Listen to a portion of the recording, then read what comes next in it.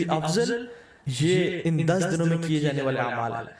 اب صحابہ نے جہاد کے بارے میں کیوں پوچھا؟ کیونکہ جہاد فی سبیل اللہ، اللہ اکبر، یہ اسلام کی چوٹی ہے، اٹ از یہ اسلام کی سربلندی ہے، اور اتنے فضائل ہیں مجاہد کے لیے کہ ہم امیجن نہیں کر سکتے۔ آج اگر اس پر بات کرنے لگیں تو ہماری راتیں گزر جائیں، لیکن صحابہ سے بیٹھ کے جہاد سے بھی زیادہ انہوں نے کہا جی جہاد سے بھی زیادہ، لیکن ایک ایکسیپشن دی کہ جو مجاہد، جو شخص جو سروائیو کرنے والا ہے، وہ اپنے مال اور اپنے نفس کے ساتھ جائے اور اپنے تمام مال کو بھی لگا دے اور اپنی جان کو بھی قربان کر دے اور کسی کے ساتھ نہ لوٹے، تو اس سے بہتر کوئی نہیں ہو سکتا۔ لیکن اس کے بعد جو اللہ تعالیٰ کو بہترین اعمال ہیں، پسند ہیں، وہ کون سے ہیں؟ جو ان 10 دنوں میں کیے جاتے ہیں۔ عبداللہ بن عباس نے یہ روایت کو نقل کیا۔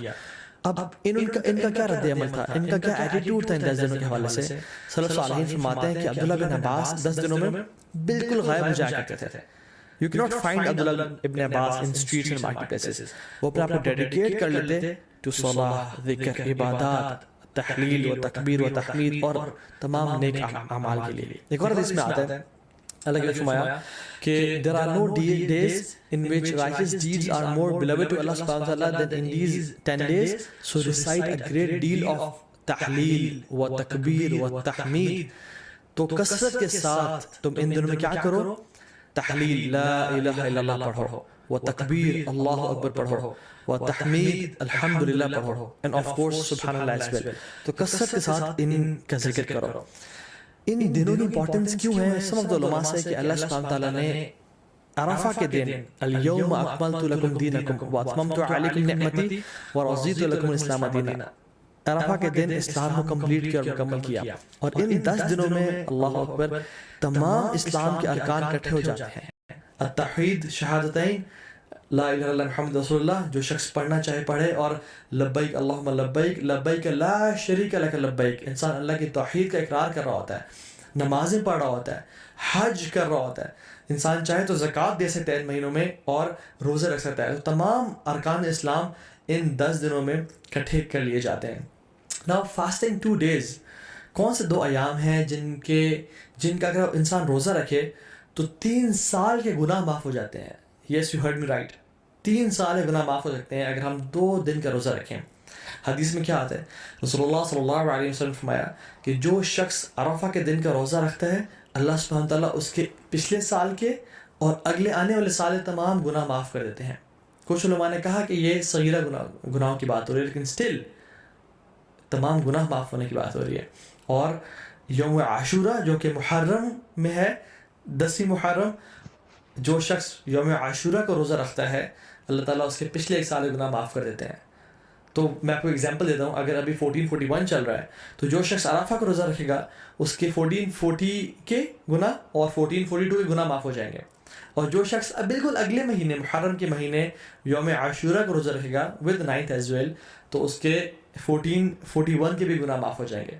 تو 1440، 1441 and 1442 3 سال کے صغیرہ گناہ اللہ تعالیٰ معاف کر دیتے ہیں۔ And how amazing is that! اللہ تعالیٰ بہانے دے رہے ہیں ہم لوگوں کو اپنے گناہ معاف کروانے کے لیے، لیکن ہم میں سے ہے کوئی جو آگے بڑھ کے ان اپرچونیٹیز کو گراب کر لے اور اپنے رب کو واقعی میں راضی کر لے؟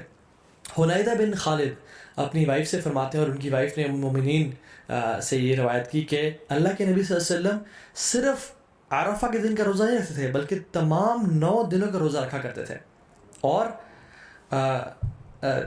ان 9 دنوں کے علاوہ یوم عاشورہ کا دن جو کہ محرم میں ہے، 3 days of each month جو کہ ایام البیض بولتے ہیں، which is the white days. Why? Because 13، 14، 15 کے یہ ایام ہے جس میں جو سن ہے جو مون ہے وہ اپنے فل اپنے پینیکل پہ ہوتا ہے، اٹ از وائٹ، اور راتیں بھی روشنی کی طرح ہوتی ہیں، so it is the white days which ایام بیض۔ ان کے روزہ رکھا کرتے تھے، اور منڈیز اور تھرسڈے کے روزہ رکھا کرتے تھے۔ سو آئی ریپیٹ، اللہ کے نبی صلی اللہ علیہ وسلم فرسٹ 9 days of ذو الحجہ، عاشورہ، and the 3 days of each month which is ایام بیض 13th 14th 15th of every month، اور منڈیز اور تھرسڈیز کا روزہ رکھا کرتے ہیں، کیونکہ اللہ کے نبی صلی اللہ علیہ وسلم نے فرمایا کہ منڈیز کو اور تھرسڈیز کو اعمال اللہ تعالیٰ کے پاس کے سامنے پیش کیے جاتے ہیں، تو میں چاہتا ہوں کہ میرے اعمال اس حالت میں پیش کیے جائیں کہ میں روزے کی حالت میں ہوں۔ اور پھر ایک اور روایت پہ آتا ہے کہ منڈے کو رسول اللہ صلی اللہ علیہ وسلم کی ولادت ہوئی تھی، پیدائش ہوئی تھی، تو وہ اس خوشی میں بھی روزہ رکھتے تھے۔ حضرت عائشہ فرماتی ہے کہ ایک اور حدیث میں آتا ہے کہ اللہ کے نبی صلی اللہ علیہ وسلم پہلے 9 دن کا روزہ نہیں رکھا کرتے تھے. Now the scholars reconcile between these two hadiths کہ کبھی کچھ سال رکھ لیا کرتے تھے اور کچھ سال چھوڑ دیا کرتے تھے. تو ہمارے لیے یہ ہے کہ ہم چاہیں تو رکھ سکتے ہیں. جو شخص آگے بڑھنا چاہتا ہے وہ ان دنوں میں روزے رکھے جا سکتے ہیں کیونکہ رسول اللہ صلی اللہ علیہ وسلم کی پیاری سنت سے یہ روزے ثابت ہیں. یوم العرفہ کیوں اتنا امپورٹنٹ ہے؟ اللہ تعالیٰ یوم العرفہ کے بارے میں فرماتے ہیں سورہ بروج میں وَشَاهِدٍ وَمَشْهُودٍ and by the witnessing day and the witness day. تو جو witness day ہے نا یوم العرفہ مشہود، یہ یوم العرفہ کے بارے میں اللہ تعالیٰ فرما رہا ہے کیونکہ رسول اللہ صلی اللہ علیہ وسلم کی حدیث میں آتا ہے کہ شاہد فرائیڈے کا دن ہے، وہ مشہود یہ کون سا دن ہے؟ یوم العرفہ کا دن ہے. اللہ سبحانہ وتعالیٰ اس دن جہنم سے اتنے زیادہ لوگ آزاد کرتے ہیں کہ کسی اور دن جہنم سے لوگ آزاد نہیں کرتے. He frees many people from the fire.